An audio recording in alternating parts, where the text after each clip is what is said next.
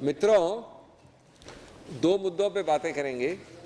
एक तो है बड़ा एक अनयूजुअल सा स्कैम हरियाणा से, लगभग 3000 करोड़ का 400 एकड़ का स्कैम हरियाणा से, जिसमें जवाबदेही चाहते हैं हम सरकार की, केंद्र की भी और विशेष रूप से हरियाणा सरकार की। मुद्दा यह है, जैसा कि कुछ आपने पढ़ा भी हो, और विचित्र बात है कि 2014 के बाद अपने एक विशिष्ट व्यक्ति को हरियाणा सरकार चीफ सेक्रेटरी नियुक्त करती है, देसी जी को। अब इस महीने 2 जनवरी को एक ऑर्डर पास होता है कलेक्टर द्वारा, जो जाना माना जगह है गवाल पहाड़ी, बस दिल्ली समझिए, दिल्ली से सटा हुआ है। वहाँ पर 400 एकड़ जो अभी तक गुड़गांव म्युनिसिपल कॉरपोरेशन के नाम था, वो डीलिस्ट हो जाता है कई सारे इंडिविजुअल्स के नाम पे। 400 एकड़ एक प्रकार से अगर आप एनसीआर गिनें, दिल्ली हो गया, जो अभी तक गुड़गांव म्युनिसिपल कॉरपोरेशन में था, एक लिखित ऑर्डर द्वारा जो कलेक्टर सत्यप्रकाश टीएल ने पास किया है 2 जनवरी को। कहानी और रोचक होती है कि इस ऑर्डर को पास करने के बाद, और इस ऑर्डर में लिखा है, तीसरा पहलू, ऑर्डर में लिखा है कि ये ऑर्डर मैंने एक प्रकार से चीफ सेक्रेटरी के आदेशानुसार पास किया है। ये कलेक्टर के ऑर्डर में लिखा है। और चौथा पहलू कि इसका आप एक इनाम समझ लीजिए, समर्थन समझ लीजिए इस ऑर्डर को, जिसके जरिए गुड़गांव म्युनिसिपल कॉरपोरेशन को 400 एकड़ जमीन की हानि हुई। इसके लिए इनाम के बतौर माननीय कलेक्टर साहब को director town and country planning बना दिया जाता है जनवरी 2017 में।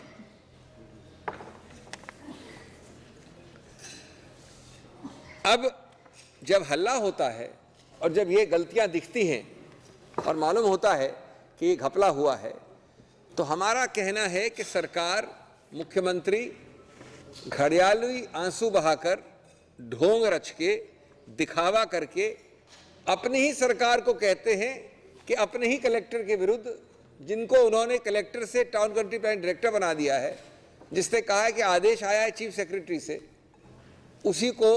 उसी ऑर्डर के विरुद्ध वो डिविजनल कमिश्नर में अपील करते हैं सरकार, और उस ऑर्डर का स्टे मांगते हैं। क्योंकि अगर स्टे नहीं मांगते तो तुरंत 2 सेकंड में गुड़गांव म्युनिसिपल कॉरपोरेशन को 400 एकड़, गुड़गांव म्युनिसिपल कॉरपोरेशन मैं हूं, मेरे से इनके नाम सबके नाम हो जाता और एक बहुत बड़ा स्कैम कार्यान्वित हो गया होता। तो हम सीधा आपके जरिए 3-4 मुद्दे उठा रहे हैं, ठोस, स्पष्ट, कि इसकी व्यापक जांच होनी चाहिए एक निष्पक्ष संस्था द्वारा तुरंत। नंबर 2, इसकी फौजदारी और सिविल दोनों जांचें होनी चाहिए। इसमें क्रिमिनलिटी भी हो सकती है और ये बहुत ही एक संक्षिप्त जांच के बाद मालूम पड़ जाएगा, 2-4 हफ्ते, 1 महीने की बात है। नंबर 3, कि ये ऑर्डर में लिखा है कि चीफ सेक्रेटरी के आदेशानुसार ये ऑर्डर पास हुआ है, तो विशेष रूप से इस अधिकारी, उसकी नियुक्ति के विषय में जांच होनी चाहिए। नंबर 4, चीफ सेक्रेटरी ऐसे आदेश अपने आप नहीं देते, ऊपर से कहां से आया था ये आदेश, जो मुख्य सचिव के जरिए कलेक्टर तक पहुंचा। नंबर 5, कि आपने कलेक्टर के विरुद्ध कौन सी कार्रवाई की है, सिवाय उनको इनाम देने की, उनके प्रमोशन की, उनके समर्थन की, उनको director town and country planning, जो कि और बहुत ही व्यापक पद है, जिसके अंतर्गत आपके अधिकार क्षेत्र और भी बड़े हैं जमीन के मामले में। मित्रों, ये 3000 करोड़ के मूल्यवान 400 एकड़ जमीन का मुद्दा है। इसका नाम ग्वाल पहाड़ी है, लेकिन ये दिल्ली ही मानिए। और सिर्फ आपके घड़ियाली आंसू या आपके ढोंग से हम ये नहीं मान लेंगे कि सरकार चौंक गई और सरकार ने चौंकने के बाद इसमें अपील की। क्योंकि ये भी बड़ी विचित्र बात है कि सरकार अपने ही कलेक्टर के ऑर्डर के विरुद्ध अपील करती है डिविजनल कमिश्नर में, जिस ऑर्डर में कलेक्टर कह रहा है कि मेरे मुख्य सचिव चीफ सेक्रेटरी ने आदेश दिया है। ये सब चीज़ें विचित्र हैं, ढोंग हैं, गंभीर हैं and they should be investigated in the shortest possible time, because the facts are, first of all, startling, serious, but also comic at one level. 400 acres of valuable land which is virtually in Delhi, Gawal Pahadi is just on the border of Delhi and Haryana, worth approximately 3,000 crore rupees, is transferred, released, remutated from the Gurgaon Municipal Corporation name to the names of several individuals on a dispute which was going on for the last 30 years. The curious part is, firstly, that the collector in his order of 2nd of January 17, this month, that is last month, January, notes specifically that he is acting as per the advice and orders of no less than the Chief Secretary of the state of Haryana. 2. After this, the collector is promoted as a Director, Town and Country Planning, a post far greater in jurisdiction and powers regarding land in that entire area for the whole state of Haryana, not merely Gurgaon. 3. The value of the land, which is 3,000 crores, the government, purely for cosmetic purposes, after an uproar and an outcry is raised, purports to appeal. Strangely, the government appeals against his collector's order to the divisional commissioner and gets a stay, at the same time promoting the collector. Obviously, friends, it raises 4 or 5 very clear issues which we ask through you require very, very urgent, comprehensive investigation. Firstly, an independent, non-biased body to investigate the criminal and civil aspects of what is clearly a scam and report within 4 to 6 weeks maximum. Number 2, the government to particularly look at the advice instructions of the Chief Secretary recorded in the 2nd January order. Number 3, Chief Secretaries don't act on their own so easily. So who was the superior authority to the Chief Secretary through whom these instructions have been conveyed through the Chief Secretary to the collector? Number 4, why this promotion and no action against the collector? These are vital issues because this is no less than a very big scam of extremely valuable land in the immediate neighborhood of Delhi.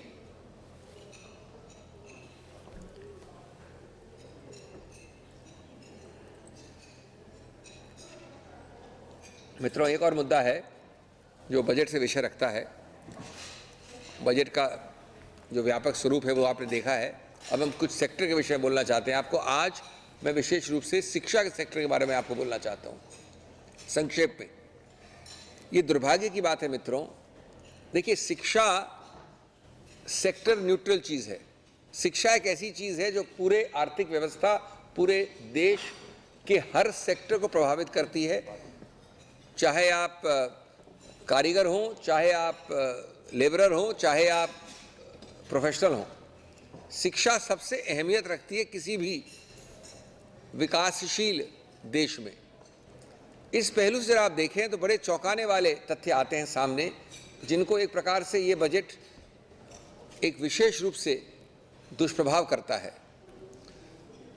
शिक्षा के विषय में इतनी बातें करके, इतने seminar, इतने lecture, इतने हमें सरमन सुनाने के बाद सच्चाई ये है कि इस सरकार के आने के बाद हर वर्ष शिक्षा में जो बजटरी एलोकेशन होता है बजट द्वारा, ए और बी, जो बजट के एलोकेशन का परसेंटेज है टोटल जीडीपी से, वो दोनों गिरे हैं हर वर्ष प्रति वर्ष। मैं आपको ये 6 आंकड़े, 8 आंकड़े देना आवश्यक समझता हूँ। ये बहुत ही महत्वपूर्ण है, सिर्फ आंकड़े नहीं हैं, प्रकाशित भी हैं। 2013-14 में 4.57 था बजट का एक्सपेंडिचर शिक्षा में, यानी टोटल बजट में से 4.57, और जीडीपी का अगर आप प्रतिशत लें तो ये था 0.63। 13-14 में 4.57 एंड 0.63। अगले वर्ष मोदी सरकार आई 14-15 में 4.4 हो गया, गिर के 4.57, 14 4.14 हो गया, यानी काफी गिरा। और जीडीपी का हो गया 0.55 0.63 से। अगले वर्ष मोदी सरकार के दूसरे वर्ष में जो हमारे वक्त 4.57 था, उनके पहले वर्ष में गिर के 4.14 हुआ, वो तीसरी बार 3.75 हो गया, 3.75। That is percentage of budget as a percentage of total budget. और 0.55 जीडीपी वाला फिगर 0.50 हो गया। और अंत में 16-17 में 3.65 हो गया। जो 3.75 था वो 3.65 हो गया मोदी सरकार के तीसरे वर्ष में। और 0.50 1 दशमलव और गिरा जीडीपी के, 0.49 हो गया, यानी 0.1% और गिर गया। इस बार दिखावट के लिए जो इस बजट को अभी दिया है माननीय वित्त मंत्री ने, उसमें 3.65 को दिखाया गया है इंक्रीज टू 3.71%, जो कि सिर्फ एक भविष्य के लिए एलोकेशन है, पता नहीं क्या होगा। लेकिन वास्तविकता छिपी है इस बात पे कि जीडीपी के प्रतिशत के अनुसार वो 0.47 हो गया, 0.49 और गिर गया इस बार भी, इस वर्ष भी 0.47 हो गया। अब ये मैं सिर्फ आपको फिगर दिए थे, लेकिन आप जरा इसका व्यापक चित्र देखें कि कौन सा एक भी महत्वपूर्ण कार्य किया है शिक्षा में इस सरकार ने आने के बाद, सिवाय ये घटतें करना, ये रुकावटें डालना और ये फिगर जो मैंने दिए कम करना। हमने राइट टू एजुकेशन लाए, हम कम से कम प्रयत्न किया। और हमारे आरटीई लाने से ग्रोस एनरोलमेंट रेशो GER सबसे महत्वपूर्ण होता है। प्राथमिक क्षेत्र में 96%, 96.9% हो गया। लेकिन माध्यमिक और वरिष्ठ स्तर पे, सेकेंडरी और सीनियर स्तर पे अभी भी माध्यमिक पे 54% है और हायर में 24% है। यानी 96 लोग 100 में से जो प्राथमिक में जाते हैं, उनमें से 40 हटके 54 रह जाते हैं सेकेंडरी में, माध्यमिक में, और 25-30 हटके 24 रह जाते हैं वरिष्ठ में, सीनियर सेकेंडरी में। हमने इसको बढ़ोतरी करने का बहुत प्रयत्न किया। हमारे बजटरी एलोकेशन ज़्यादा थे, हमारे विधायिकाएं ने जो पास किया आरटीई क्रांतिकारी था। उस आरटीई में भी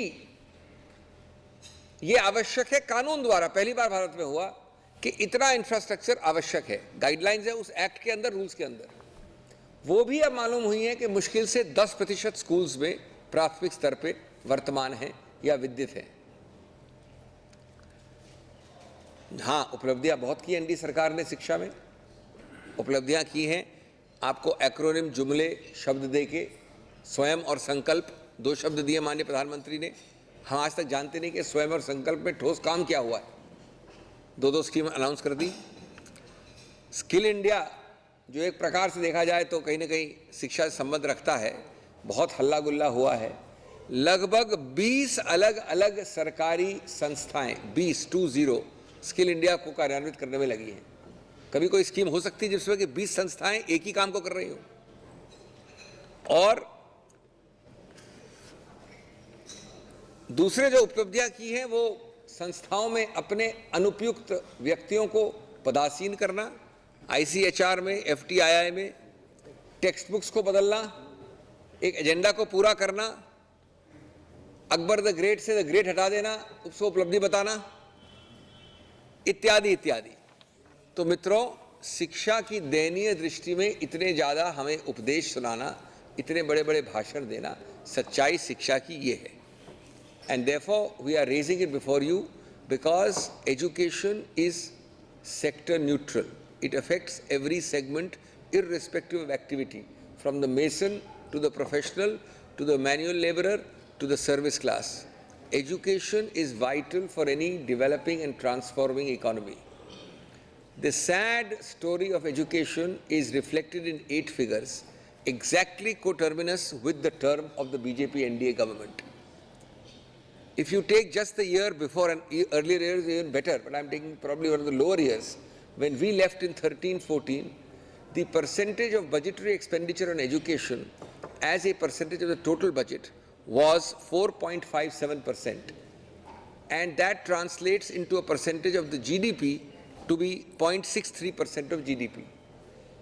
That figure of 13-14 has respectively, in 14-15, it fell to 4.14% from 4.57%.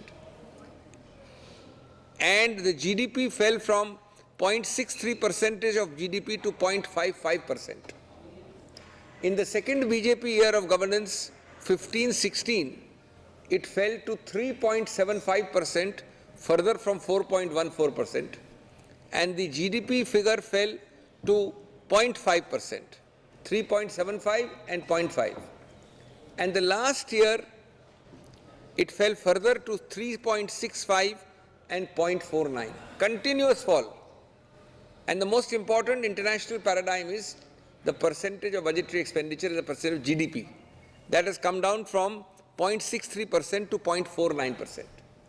In this current year, although for sake of form, the budgetary percentage is increased to 3.71, the real telltale giveaway sign, the cat out of the bag, comes because the GDP percentage has gone further to 0.47%.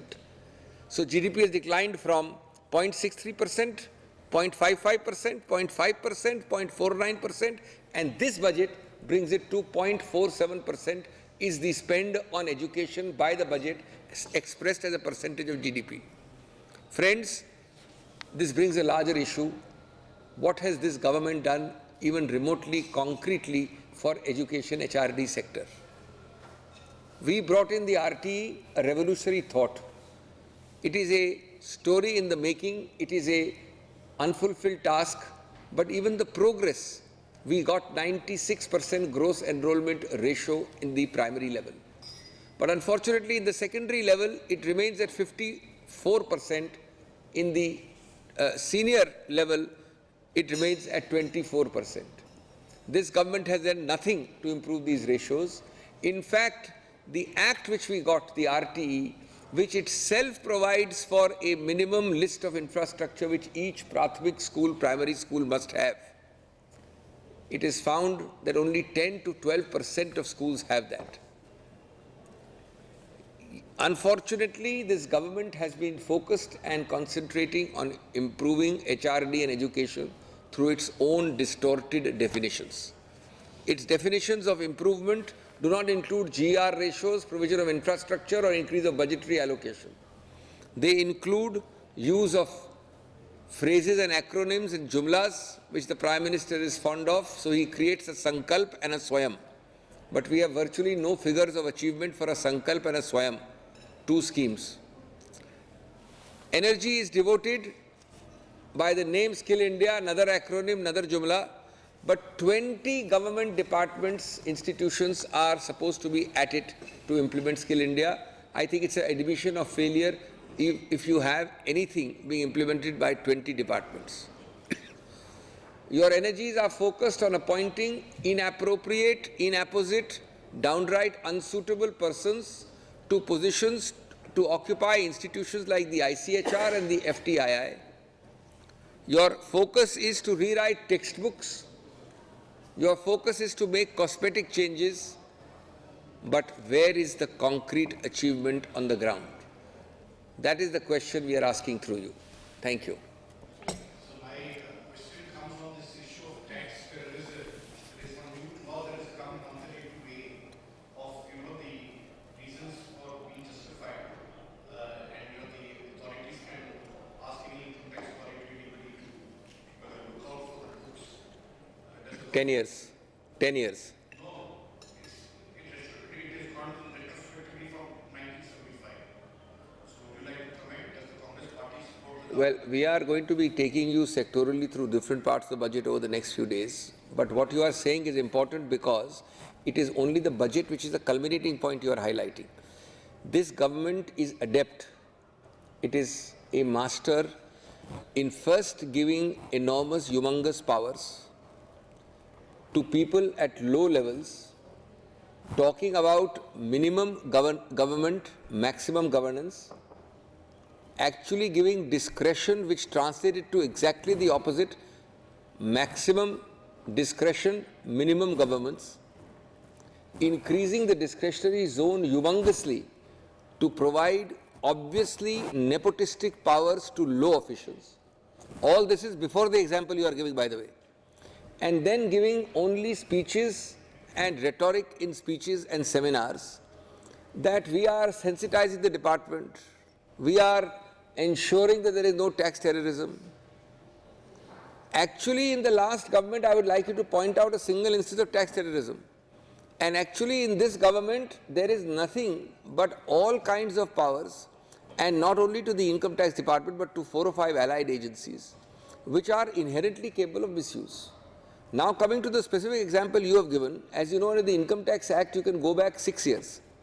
That too on certain stated very strict criteria in sections like 148, 147, etc., which I don't want to go into now. Now, under this pretext, see, on the one hand, let me give another example of tax terrorism.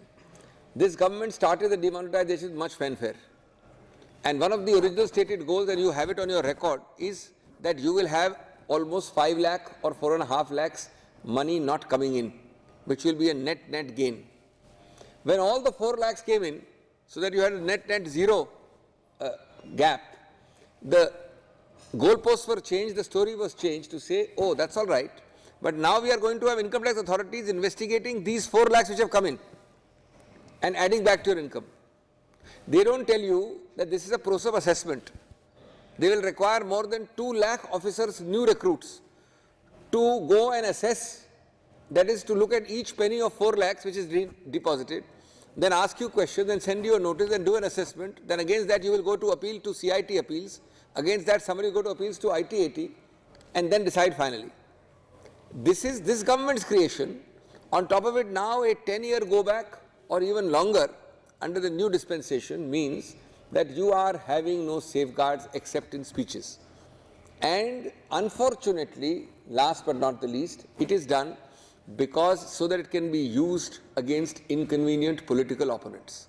That is the tragedy and that is the truth.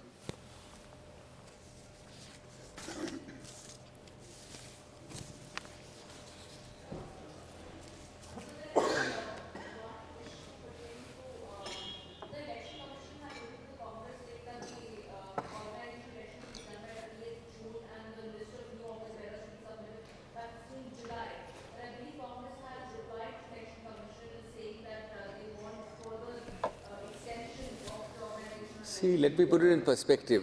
I understand your question, we've answered it earlier, but let me put it in perspective. Don't forget that probably the first party to have intra-party elections on a massive scale down to the tehsil and district levels was the Congress. In fact, we had those elections despite much opposition even at the lower levels and different levels of our own party. Rahul Gandhi spearheaded that movement. Secondly, you remember that we had, in fact, a very high-powered independent election commission kind of body of 3 retired chief election commissioners overseeing them. Thirdly, we have had elections even to the Congress president's post, and you know the names who contested. Now, therefore, other parties have been much more belated than us in doing it. We are not chary or hesitant in any manner of doing it. Practical problem is that these things depend on updated membership lists to have a proper real election. It is not always possible with so many other state and central elections going on to keep those lists updated in a real sense. So all that we have asked for is a deferment of some time so that those can be updated and you can have meaningful elections. However, on a jurisdictional basis, we don't believe that the Election Commission can kind of fix a date for any political party, not only us. On the other hand, we are fully ready and willing to have it, but on a deferment after we have got all the lists in order. That's the long and short of it.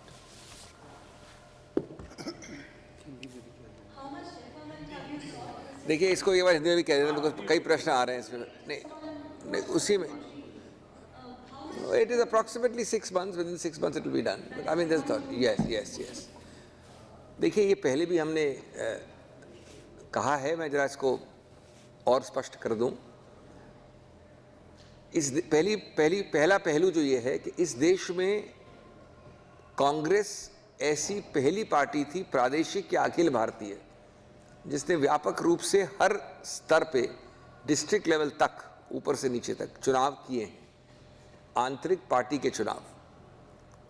बल्कि चुनाव बहुत सारे कई तबकों से विरोध के बावजूद किए। राहुल गांधी ने इस पूरे अभियान का नेतृत्व किया था, आप उनके डिटेल से पूरी तरह से अवगत हैं। दूसरा पहलू, उस वक्त श्री राहुल गांधी ने एक बहुत उच्च स्तरीय आंतरिक चुनाव आयोग की तरह का एक संस्था बनाई थी कांग्रेस पार्टी के लिए, जो सेवानिवृत्त बहुत ही प्रसिद्ध सुप्रसिद्ध चुनाव आयोग के चीफ इलेक्शन कमिश्नर्स थे। उसमें लिंगडो जी थे, कृष्णमूर्ति जी थे और लोग थे, और उनके आधार पे डिस्ट्रिक्ट लेवल तक चुनाव हुए थे। तीसरा, कांग्रेस अध्यक्ष के पद के लिए भी चुनाव हो चुके हैं। हाँ, इस बार इन सब चुनावों के लिए अति आवश्यक है कि अगर सही रूप से हो, व्यापक रूप से हो, तो सभी सूचियां और विशेष रूप से जो सदस्य लिस्ट हैं वो सब अपडेट हों, सही रूप से हों। और इसके लिए सिर्फ हमने थोड़ा समय मांगा है। नहीं तो चुनाव सबसे पहले इस देश में आंतरिक पार्टी चुनाव की पूरी एक विरासत हमने ही बनाई थी, और हम उसमें बिल्कुल भी विलंब नहीं करना चाहते। थोड़ा सा उसको लिस्ट को लॉजिस्टिकली ठीक करने का ये प्रक्रिया है। आप जानते हैं कि इतने और चुनाव हो रहे हैं इस देश में कि वो लिस्ट हमेशा पूरी तरह से तैयार नहीं है, इसलिए हमने वो मांगा है। लेकिन अगर आप अधिकार क्षेत्र के विषय में बात करते हैं, कानूनी बात करते हैं, तो हमारा ये भी मानना है कि चुनाव आयोग किसी भी पार्टी के लिए, कांग्रेस ही क्यों, एक अमुक तिथि निर्धारित नहीं कर सकता। हाँ, सभी पार्टियों के लिए आवश्यक है वो चुनाव करें, और हम उसमें अग्रणीय हैं।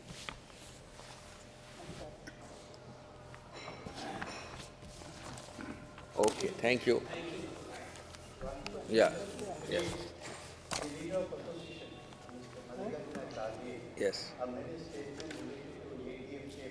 अच्छा, हाँ, कहाँ से आया? person who is not a primary member of the party becoming the chief minister, leader of the अच्छा, एडमिन है। city council is not in AIDMK.